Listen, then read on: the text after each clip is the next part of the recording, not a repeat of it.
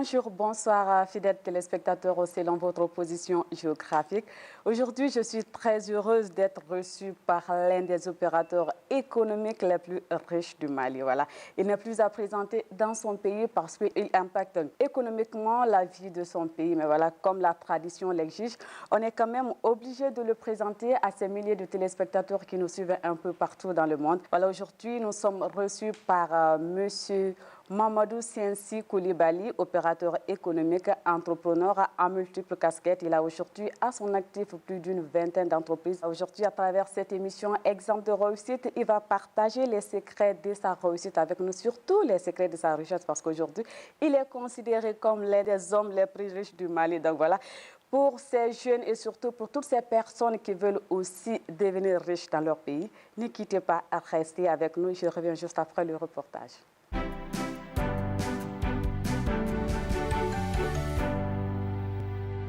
Nous sommes samedi, il est 14 h. Nous nous trouvons au domicile de Mamadou Siensi Koulibaly. Cette demeure ressemble à un palais royal. On y trouve des sculptures de toutes sortes, dont l'une représente le premier président de la République du Mali. Nous avons donc le privilège d'être accueillis chez un célèbre et richissime fils du pays. Notre équipe a fait une descente surprise pour vivre son quotidien du week-end avec lui. Comme chaque week-end après le bureau, lui et son épouse se retrouvent en compagnie de leurs amis autour d'une table bien garnie de bons plats de nourriture. Cette habitude remonte à plus de 24 ans. Connu pour son franc-parler, une casquette toujours visée sur sa tête, la veste portée sur une chemise ou un polo sans cravate lui offre toujours un look chic et décontracté.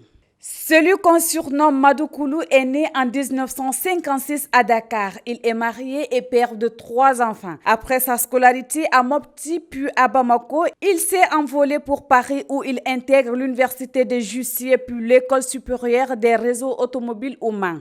Passionné de mécanique aéronautique, il est également détenteur d'un diplôme d'ingénieur obtenu en Union soviétique. En 1970, il crée sa première entreprise à Paris pour assurer la sécurité d'un supermarché. Quelques années plus tard, il s'envole pour les États-Unis où il crée une société de services funéraires. Il part ensuite en Haïti où il crée une compagnie aérienne Haïti Air avant de la revendre aux Américains et revenir définitivement au pays dans les années 1979. Il est le fondateur du groupe Clédou, une entreprise présente dans de nombreux secteurs d'activité comme le commerce, les assurances, l'agriculture, le pressing, le tourisme, la restauration, l'agrobusiness, les services, l'imprimerie, la communication et les médias qu'il créa en 1990. Le groupe Clédou emploie plus de 2000 salariés et compte une multitude de sociétés au Mali. De 2015 à 2020, il a été président du Conseil national du patronat malien. Homme très ambitieux, il ne s'arrête pas là. Il se lance aussi dans l'élevage d'autruches sur un site de 300 hectares. C'est la seule ferme du genre au Mali. Le milliardaire a également investi dans l'achat d'éclosoirs. En plus des autruches, il élève également des poules, des tortues, des dromadaires, des vaches, des chèvres, des ânes et autres espèces très rares en Afrique.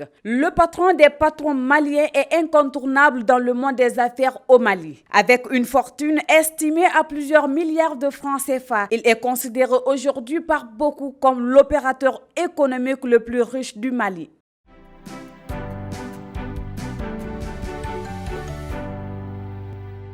Alors, Monsieur Siensi, on se tourne vers vous. Avant de nous parler de ce reportage que vous venez de suivre, vous êtes dans l'émission Exemple de réussite. Qu'est-ce que ça vous fait aujourd'hui d'être sur ce plateau et surtout partager vos expériences avec ces milliers de téléspectateurs qui nous suivent à travers cette émission?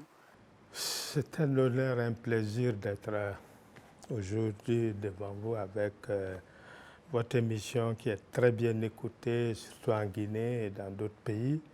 Donc c'est l'occasion pour moi aussi de mettre un certain nombre de vérités et de parler qui je suis réellement. D'accord. Alors dans ce reportage que vous venez de suivre, est-ce que vous pensez vraiment qu'on a oublié des éléments très importants dans votre parcours que vous souhaiteriez vraiment parler?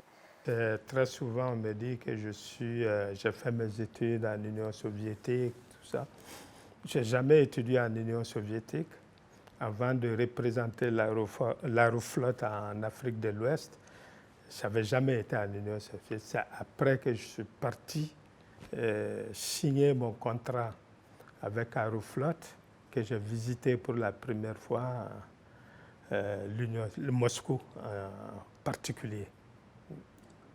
Donc à part ça, le reste, j'accepte. Ce mythe-là aussi, j'accepte. Et le mythe qui est autour de moi, je l'accepte. Alors, Monsieur Siensi, après vos multiples formations et ayant géré des entreprises en Occident, notamment à Paris puis aux États-Unis, vous avez décidé de rentrer définitivement, de plier bagages, et puis voilà, de rentrer définitivement au pays. Nous voulons savoir aujourd'hui que furent vraiment les raisons de ce retour au bercail, parce qu'après, l'opportunité était de l'autre côté aussi de réussir. C'est l'instinct qui m'a suivi. Et le fait de revenir au bercail aussi, ça m'a poussé à revenir dans le pays parce qu'il y avait beaucoup plus d'opportunités en ce moment dans mon pays où on était vraiment au balbutiement de l'économie malienne, où à l'époque, les femmes n'étaient pas autorisées à faire une activité professionnelle sans l'autorisation maritale.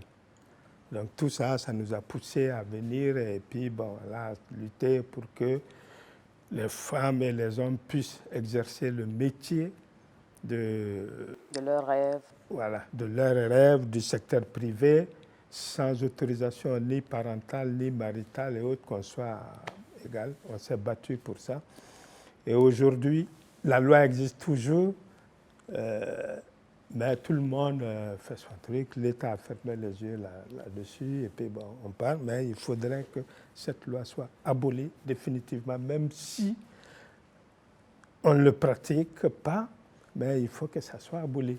Laisser les femmes de s'épanouir, de faire le métier qu'elles aiment. Elles sont épanouies, ils font le métier, tout ça qu'ils veulent, mais les textes doivent changer. Et c'est important pour moi.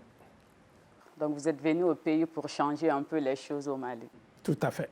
D'accord, d'accord. Et lorsque vous êtes rentré ici, vous n'êtes pas aussi resté les bras croisés, vous avez fondé une entreprise, Clédou, l'entreprise Clédou. Et aujourd'hui, vous avez aussi une ferme qui s'étend sur 300 hectares au village de Baguineda. Parlez-nous de l'entreprise Clédou, l'histoire de fondation de cette entreprise, surtout de la ferme Clédou. Au fait, le groupe Clédou en tant que tel n'existe pas juridiquement. C'est toujours ce langage populaire du groupe Clédou. Sinon, les chiffres ne sont pas consolidés, les entreprises ne sont pas consolidées. Chaque entreprise est indépendante, autonome et fait sa gestion personnelle. Et me rendre compte après. Mais le groupe en tant que groupe Clédou, ça n'existe pas. Et aussi, il faudrait que je vous dise aussi à l'époque, on avait beaucoup d'opportunités, tout était à faire. J'ai passé par la Guinée, Conakry, où je vendais des véhicules d'occasion. Je revenais, je récupérais, je partais à Lomé, je partais à Monrovia. C'était d'abord dans un but vraiment du négoce. Après, je dis, bon, le négoce ne suffit pas. Je vendais des radios à Monrovia et puis je récupérais des télés, des antennes en France et je venais revendre, ainsi de suite. Donc, c'est parti comme ça. Donc, après, chaque entité s'appelait Salsa Musique ou d'autres noms, ainsi de suite. Et c'est venu petit à petit jusqu'à ce qu'un journaliste a appelé Groupe Clédou. Et c'est parti. Le mythe est parti. Parce qu'à vous entendre parler, on a l'impression que vous êtes vraiment un grand businessman, parce qu'il y a une différence entre un entrepreneur et un businessman. Et vous, on vous classe aujourd'hui du côté des businessmen. Alors, la ferme Clédou, vous élevez des autruches qui sont vraiment très spéciales. Pourquoi vous lancez dans l'élevage des autruches alors qu'il y a d'autres espèces animales? D'abord, je suis un agitateur économique. Je ne suis ni entrepreneur, ni autre chose. Je touche à tout. Voilà. Un touche à tout. Ouais. Quand je vois l'opportunité, je fonce et puis je suis aussi opportuniste là-dessus aussi. Je vais créer et puis je laisse derrière moi d'autres qui viennent, qui gèrent tout ça. On revient à la ferme Clédou. La ferme Clédou, c'est quelque chose qui qui est vraiment le socle même de ma vie. J'aime l'agriculture avec grand A. D'accord. Ça remonte depuis mon enfance, depuis l'âge de 6 ans, 7 ans. On élevait des pigeons à l'école et puis on avait nos propres volaillers aussi à la maison. Et c'est ça qui m'a permis aujourd'hui, c'est l'entreprise où moi-même je gère, personne d'autre, parce que j'adore ça. Vous adorez, parce que moi, quand je vous ai vu à la ferme, je me suis dit dans la tête, mais je suis avec lui parce qu'il est complètement transformé. C'est mon vrai visage là-bas. Visage de paysan, on l'a déjà su. Alors, Monsieur Siensi, pour être là, ça n'a pas été du tout facile. Vous avez vécu des moments difficiles que nous souhaiterions vraiment savoir. Je préfère ne pas parler beaucoup comment j'ai fait. Parce que, d'abord, avec l'ère numérique, l'ère de l'intelligence artificielle, mes expériences que j'ai vécues ne sont pas aujourd'hui, à ma connaissance, valables pour la jeunesse malienne. On peut dire qu'on est au siècle de du numérique et puis ça disrupte beaucoup les événements. Ce qui est vrai hier ne l'est pas aujourd'hui. Et ce que je peux faire aujourd'hui, je ne pouvais pas le faire avant. Et je m'appuie beaucoup plus sur la jeunesse. C'est la jeunesse qui est mon tableau de bord. C'est eux qui connaissent ce monde. Et je m'appuie sur eux pour continuer à monter mes escaliers. Mais eux, ils ne peuvent pas compter sur moi parce que moi, je suis de la génération avant l'ère numérique. Mais je peux voir un truc global avec eux, on en discute et puis ils choisissent ce qu'il y a à choisir et ils vont sur leur chemin, tout ce que je peux faire. Bon, voilà, vous êtes dans un pays pauvre, il y a des choses à dire, il y a des choses à ne pas dire. Vous commencez les activités à certains signes extérieurs qu'il faut éviter dans un premier temps, ainsi de suite, des choses comme ça. Mais professionnellement, je peux rien apprendre à cette jeunesse-là aujourd'hui. De toute façon, vous avez vécu 2 générations. Oui. Je suis en train de vivre les 2 générations. C'est moi qui profite plus que cette jeunesse-là. Voilà. Alors, Monsieur Siensi, on n'est pas aussi resté dans notre zone de confort parce que dans cette émission, on rencontre aussi des personnes qui sont vraiment très proches de vous pour nous parler de vous parce que c'est bon de parler de soi, mais c'est quand ça vient de l'extérieur, c'est encore mieux. Donc, on est parti sur le terrain pour recueillir les propos de certains collaborateurs, certains proches de vous que vous allez tout à l'heure suivre à travers la rubrique témoignage. C'est un ami d'enfance. On est resté toujours égal à nous-mêmes, très humble. C'est ce qui m'a beaucoup marqué. Un jeune blagueur. Il a été toujours aimé par les gens comme ça. Partout où il passait, on riait jusqu'à nous tordre, même, à nous coucher même. Il n'aimait pas le mensonge. Bon, il aimait tout le temps le regroupement. Quand on est entre nous, il me dit « Ah, Lato, est-ce que ça fait longtemps qu'on ne voit pas telle personne. Donc allons-y le voir à la maison. On va le voir, on va s'asseoir, on va bavarder très bien. Et après, comme ça, subitement, tu verras tout le monde à côté de nous. Parce qu'il n'aime jamais faire quelque chose seul, toujours accompagné. Je le considère comme mon mentor. C'est vraiment un homme travailleur. Hein, il n'a pas de congé, pas de repos, donc travailler à ses côtés, c'est vraiment donner son maximum. Et ça, c'est ce que j'apprécie chez lui. Et aussi, c'est quelqu'un qui te permet de t'épanouir professionnellement. Voilà, et aussi, il sait reconnaître la fidélité de ses collaborateurs. Ça, je retiens ça de lui. Et je peux dire que même c'est ce qui m'a le plus retenu au groupe Clédou. À chaque fois qu'il a une idée d'un projet, il faut qu'on le mette en place. Travailler à ses côtés, c'est toujours des défis à relever. Je souhaite que Dieu le garde longtemps encore auprès de nous. Il m'a apporté beaucoup de choses, professionnellement et personnellement. Donc, voilà, je lui souhaite le meilleur, c'est tout. Mon père, vu qu'il a pas mal d'activités diverses et variées, il n'a pas été très présent à la maison. Mais c'est quelque chose qu'on a vite assimilé et vite compris parce qu'on a vite intégré le fait que c'est du fait de son travail qu'il n'est pas très souvent à la maison. Donc ça nous a permis, que ce soit mes frères et sœurs ou ma mère, de créer une indépendance assez, enfin nous, pour notre part, assez jeune. Pour ma mère, une indépendance féminine qui est à saluer aussi. Et je me dis que c'est pour le mieux, ça nous a permis de nous forger un caractère différent de tout ce qu'on verrait dans un temps habituel d'une famille habituelle, on dirait. Je suis encore plus fier que fier. Je me dis que c'est vraiment un accomplissement d'une vie, tout ce qu'il a fait. Je trouve que mon père s'est tellement adonné au travail qu'il a laissé une partie de sa vie de côté. Chose que je ne voudrais pas faire en fait, parce que je me dis qu'il faut prendre le temps de vivre en même temps qu'il faut prendre le temps de travailler. Et chez mon père, son travail c'est sa vie, chose qu'on accepte tous, mais je ne pense pas que je prendrais exactement le même modèle. Alors si j'avais un conseil à lui donner, ça serait de continuer ce qu'il fait, de continuer à faire ce qu'il aime, mais de prendre un peu de temps pour vivre.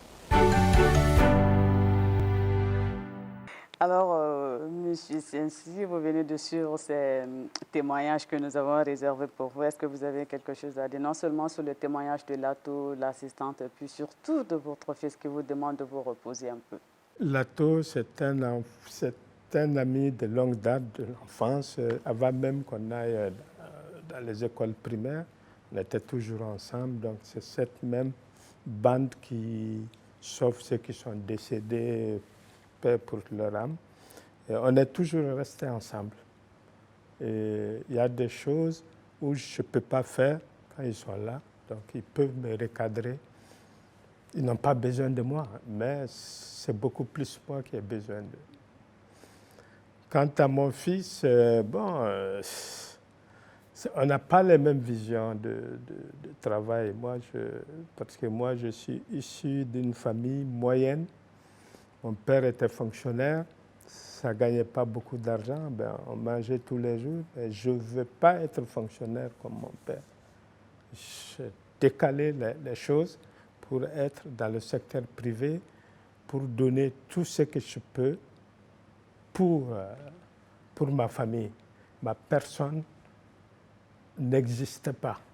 Parce que pour moi, une personne est différente de, par exemple, votre personne différente de Fatou. Fatou, c'est un individu. La personne est sacrée pour moi. C'est la personne de Fatou qui m'intéresse et qui est sacrée. Mon fils me demande d'être un peu comme eux. Effectivement, je n'ai jamais pris de vacances depuis que j'ai commencé à travailler, depuis que je suis arrivé au Mali. Personne ne peut dire que j'ai pris un mois de vacances ou 15 jours. Peut-être parfois, de temps en temps, je vais en voyage, je prends 2-3 jours de plus pour faire un peu de magasinage. Alors aujourd'hui, M. Sensi, plusieurs sites d'information révèlent que vous êtes l'opérateur économique le plus riche du pays. On va parler de ça. Vous ne voulez pas en parler, mais on va en parler. Alors si tel est vraiment le cas, est-ce que vous pouvez nous dire comment vous avez construit toute cette richesse, sachant bien que vous ne l'avez pas hérité ni de votre père ni de votre mère? J'accepte ce mythe qui est autour de moi, mais c'est une réalité imaginaire. Moi, je préfère de débattre sur des réalités objectives des choses. J'accepte. On en discute sur cette réalité imaginaire des gens. Je ne sais pas comment ils ont pu quantifier pour moi et pour les autres, mais pour moi-même personnellement, la réalité objective des choses ne me permet pas d'être aujourd'hui l'homme le plus riche du Mali ou de Bamako, ou tout ce qu'ils veulent, mais je l'accepte pour ne pas décevoir les gens qui me suivent de loin, de près, tout ça. D'accord, alors puisqu'on vous considère déjà comme l'homme le plus riche du Mali, à votre avis, comment devenir riche en partant de rien? Parce qu'aujourd'hui, c'est la question qu'on se pose. Beaucoup de jeunes veulent réussir. Donc aujourd'hui, vous êtes dans cette émission pour un peu montrer le chemin de la réussite à la jeunesse, surtout le chemin de la richesse, parce qu'on vous a pris dans ce cadre. Donc, à votre avis, comment devenir riche en partant de rien? D'abord, je n'ai pas de secret là-dessus. Il n'y a pas de secret de réussite. La seule chose où la jeunesse doit comprendre, c'est l'abnégation dans le travail. Il faut aimer tout ce qui est possible de travailler légalement et que ça vous rapporte quelque chose. Toutes ces opportunités, il faut les saisir. Ce n'est pas parce que j'ai réussi dans ça que je me cantonne pour avancer. Il faut avancer sur tout ce qui est une opportunité, mais à condition de travailler, de déléguer et d'avoir beaucoup de collaborateurs autour de vous que vous respectiez. Comme je viens de le dire, il faut sacraliser ces personnes. D'accord. La personne humaine est sacrée, donc pour moi, et quand je crée, ma mission est finie. Je confie à d'autres personnes à qui je fais confiance, à qui je pense que je peux faire des affaires avec, et puis je ne retourne plus le dos pour les regarder. Sauf s'ils ont des problèmes, machin, on vient, on discute, on bavarde, ils avancent tout seuls, pas avec moi. Et moi, je continue à être un agitateur économique dans mon pays. Okay. Donc, si je comprends bien, vous avez réussi aujourd'hui parce que vous avez su saisir les opportunités et aussi diversifier vos activités un peu. Alors aujourd'hui, quelle est votre vision sur l'entrepreneuriat en Afrique? On a beaucoup de soucis, surtout en ce moment au Mali. Et ces soucis-là, ce sont des choses qui viennent tout le temps. Tous les 5 ans, tous les 10 ans à peu près, on a une déstabilisation où on met un bémol sur la démocratie, où la majeure partie des États africains ont choisi la démocratie à l'occidental pour avancer dans la vie, pour gouverner la cité, pour des activités économiques et financières. Moi, aujourd'hui, j'ai plusieurs entreprises que j'ai fermées. Beaucoup. Et ces gens qui travaillaient là-bas, j'étais obligé de les redéployer sur tous les cadres que j'ai mis dans les conditions, qui se sont endettés dans les banques pour acheter des maisons, acheter des voitures. Je ne peux pas les lâcher. Ils ont des dettes. Ce truc moral, je supporte. Mais tout ce qui est des boulots secondaires, machin, là, je les mets ensemble dans une autre entreprise, mais cette entreprise travaille, c'est pour entretenir mes anciens travailleurs que j'ai fermé l'entreprise. C'est pourquoi aujourd'hui, je souffre beaucoup. Et je ne peux pas laisser ces jeunes-là, sinon c'est quelqu'un d'autre qui viendra les récupérer et partir. Quand je dis quelqu'un d'autre, les personnes de mauvaise foi. Surtout que c'est l'entrepreneuriat qui développe un pays, parce qu'après, tous les pays européens qui se sont développés vraiment grâce à l'entrepreneuriat. Donc du coup, si les États africains aussi mettaient de l'importance à l'entrepreneuriat, je pense que l'Afrique ne sera pas à ce niveau aujourd'hui. Ah, bien sûr, parce qu'on a tendance toujours à dire, les dirigeants du pays, à dire, on a fait l'esclavage, on a fait la colonisation, comme vous venez de dire. C'est les étapes de la vie. Ils sont venus nous chercher, on est parti en esclavage pendant 1 siècle, 2 siècles. Et après, ils n'ont plus besoin des esclaves parce que la révolution industrielle a permis d'avoir des tracteurs, des machins dans les champs pour cultiver le coton, pour faire la récolte, tout a été mécanisé. Donc, ces gens, on s'en est débarrassé. Entre-temps, il y a eu la révolution industrielle où ces gens qui étaient dans les champs sont partis libres travailler dans les usines comme chez Ford, machin, ça fait beaucoup d'argent. Et d'autres sont venus chercher de nouveaux marchés en Afrique comme les Occidentaux, les Anglais sont venus faire la colonisation. Et dans les années 60, cette colonisation n'apportait plus grand-chose. On est parti. Ils sont partis. Après, ils ont continué à nous mettre des choses que eux, ils veulent faire parce qu'ils ont l'économie en main. Sinon, tu ne peux pas. C'est l'économie qui gouverne le monde aujourd'hui. Ce n'est pas ces hommes politiques. Il faut qu'on se mette au travail et qu'on arrête d'accuser le passé pour le faire vivre dans le présent. C'est fini, c'est parti. Aujourd'hui, c'est l'économie. Qui peut nous empêcher de développer l'économie chez nous? Moi, je suis parti de rien. Ce n'est pas pour vous couper la parole, on est un peu pris par le temps. Voilà, puisqu'aujourd'hui, vous êtes dans cette émission et vous êtes considéré comme un exemple de réussite parce qu'aujourd'hui, beaucoup de jeunes s'inspirent de vous. À votre avis, c'est quoi la réussite? Ça, c'est une forme de réussite parce que j'accepte quand ils disent que j'ai réussi, donc j'ai réussi ma vie. Donc c'est ça que je voulais. Même si ma personne n'est pas d'accord avec ça, Madou Koulou est l'homme le plus riche du Mali. J'accepte. Donc vous n'êtes pas d'accord avec vous-même? Non. Alors, on est au dernier virage de l'émission. Nous allons passer à la rubrique Minute de vérité. On va juste vous poser quelques questions que vous allez nous répondre en toute sincérité, sans langue de bois. Dites-nous honnêtement, est-ce que vous êtes vraiment jaloux des gens qui sont beaucoup plus riches que vous? Jamais. Jamais, jamais. Je ne le connais même pas. Comme je suis l'homme le plus riche, ça me suffit. On le dit. Donc, alors, est-ce que vous avez aussi peur de perdre votre fortune aujourd'hui? Non, je sais d'où je viens. D'accord, merci beaucoup. Merci d'avoir répondu à ces deux questions. Donc, nous allons fermer porte et fenêtre de cette émission avec des conseils de motivation que vous allez donner à ces jeunes qui nous suivent à travers cette émission et surtout à ces jeunes qui veulent être comme vous.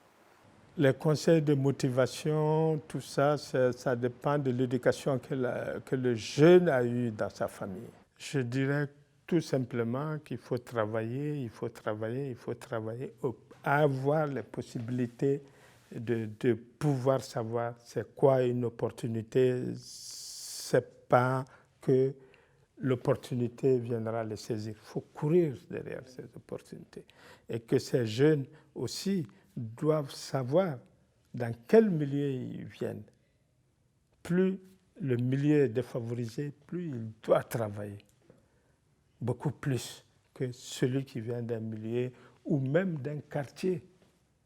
Parce que l'individu se forge dans le quartier, dans le pays et avec ses amis. Si vous êtes issu des quartiers populaires, vous n'avez plus de travail à faire, plus de mobilité sociale à pouvoir monter les trucs pour être au sommet. Et cette mobilité sociale, ce sont les gouvernants qui doivent permettre cela.